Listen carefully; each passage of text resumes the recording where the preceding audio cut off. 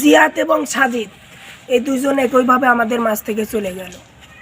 গত 2-3 দিন যাবৎ বাংলাদেশের রাজশাহীর সাজিদকে ঘিরে সারা দেশের মানুষের মনে একটু কষ্ট পাচ্ছে। সবাই আমরা ভিডিওতে যখন দেখেছি যে সাজিদ একটি নলকূপের ভিতরে কিভাবে পড়ে গেছে এবং তাকে উদ্ধারের জন্য ফায়ার সার্ভিস ব্যাপকভাবে অভিযান চালিয়ে কঠোর পরিশ্রমের পর দীর্ঘ সময় পরিশ্রম করার পর তাকে যখন উদ্ধার করেছে, তখন আমরা দেখেছি সেই বিষয়টা। আসলে এটা কার দায়? এটা বাংলাদেশের একে একে একটা না, সাজিদের ঘটনা কিন্তু এটা প্রথম না।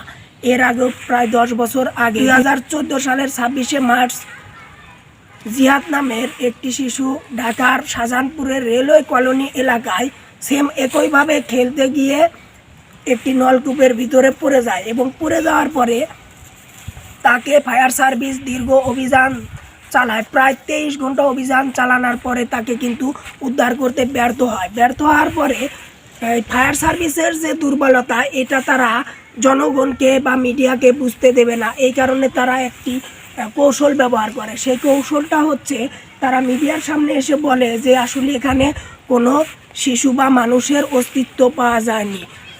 তৎকালীন স্বরাষ্ট্রমন্ত্রী আসাদুজ্জামান কামাল খান তিনিও কিন্তু সেম এই একই কথা বলেন। পারলে আপনি নেটে সার্চ দিয়ে শুনে আসবেন। তিনি বলেন যে এখানে কোনো মানুষের অস্তিত্ব নাই, আমি নিশ্চিত। তো আমি এত কিছু কথা বলতে চাই না, ইতিহাস ঘাটতে চাই না। আমি শুধু এখানে আপনাদেরকে মানে জানতে চাই বা জানাতে চাই যে আসলে এই ঘটনাগুলোর পিছনে দায় কার? এটা কি আমাদের সরকারের দায়, না প্রশাসনের দায়, নাকি আমাদের জনগণের দায়? এটা অবশ্যই লক্ষ্য করবেন। তখন যখন শিশু জিহাদ যখন পড়ে যায়, তখন কিন্তু আমরা কেউ জানতাম না, অতটা সচেতন ছিলাম না। আমরা বাংলাদেশের মানুষ তো এমনিতেই একটু অসচেতন।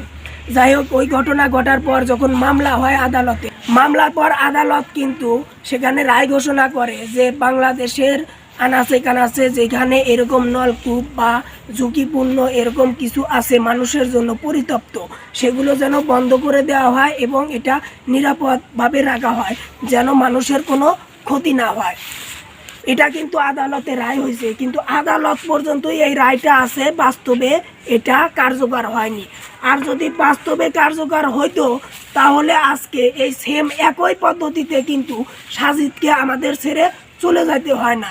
আজকে রাজশাহীর ঘটনা ঘটে না, কারণ আজ থেকে 10 বছর আগে যখন জিহাদের এই ঘটনাটি ঘটলো, ওখান থেকেই আমাদের শিক্ষা নেওয়া উচিত ছিল যে এইভাবে শুধু জিহাদ না, এরকম নলকূপ পরিতপ্ত অবস্থায় থাকলে অবশ্যই আরও দুর্ঘটনা ঘটতে পারে। কিন্তু আমরা কিন্তু ওখান থেকে শিক্ষা নিইনি। আদালতের দোষ দিয়ে লাভ নাই এখানে, কারণ আদালত কিন্তু এখানে রায় স্পষ্ট ঘোষণা করেছিল যে এরকম নলকূপ বা বিপজ্জনক কোনো কিছু আছে, সেগুলো বন্ধ করে দেওয়া হোক। কিন্তু মানুষ বন্ধ করেনি। এটা কার দায়? এটা অবশ্যই যারা বন্ধ করেনি তার দায়, ওই এলাকার মানুষের দায়। তারা হয়তো সাধারণভাবে যে একটু নিরাপত্তা দিবে, বেড়া দিয়ে যেন ছোট বাচ্চারা যেতে না পারে, সেটাও কিন্তু সেখানে দেওয়া হয়নি। এটা অবশ্যই আমাদের সমাজের দায় নিতে হবে। এটা আমাদেরকে আরও সচেতন হওয়া উচিত।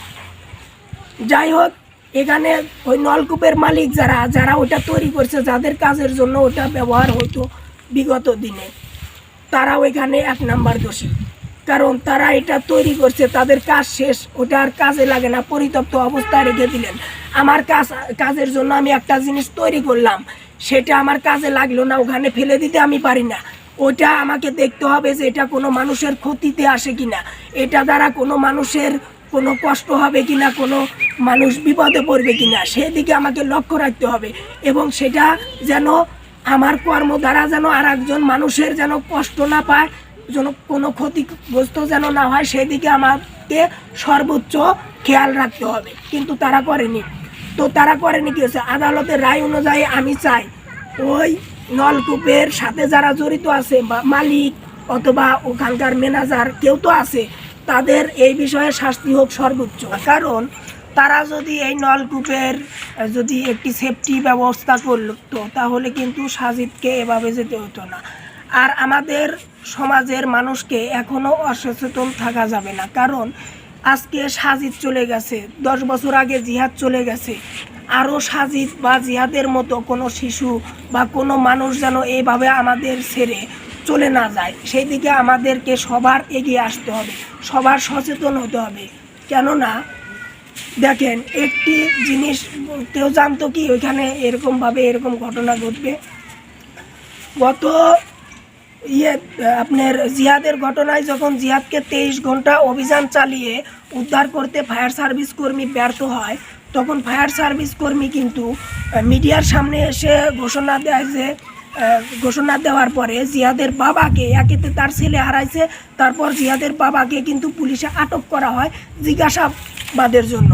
তার মানে এটা চাপিয়ে দেওয়ার চেষ্টা করা হয় যে তারাই পরিবারের কেউ শিশু জিহাদকে লুকিয়ে রেখে এরকম নাটক সাজাইছে। কিন্তু তারপর যখন স্বেচ্ছাসেবক দলের 3-4 জন সদস্য এসে শিশু জিহাদকে ওখান থেকে মৃত অবস্থায় উদ্ধার করে, তারপরে পুরা ঘটনা কিন্তু সবার সামনে খুলে যায় এবং সবাই আমরা জানতে পারি আসলে জিহাদ পাইপের ভিতরে পড়ে গেছিল। তারপরে জিহাদের বাবাকে পুলিশে ছেড়ে দেয় বাধ্য হয়ে। এ বিষয়ে মামলা হয়েছে, মামলা হয় কি, মামলা 10 বছর যায়। মামলার পরে আপনার আমি এ যাবৎ যতটুক জানি যে 4 জন আসামি কিন্তু এই মামলা থেকে খালাস পাইছে। ভাই, মামলা হলে হয়তো মামলা হবে, হয়তো একটু শাস্তি পাবে, আর টাকা আলাইরা অবশ্যই ছাড়া পাবে। কিন্তু এই যে মায়ের সন্তান চলে গেছে, এই সন্তান কি সে পাবে? এই কান্না, এই ঘটনা কলঙ্কিত সারা বাংলাদেশ আজকে এই সাজিদের জন্য।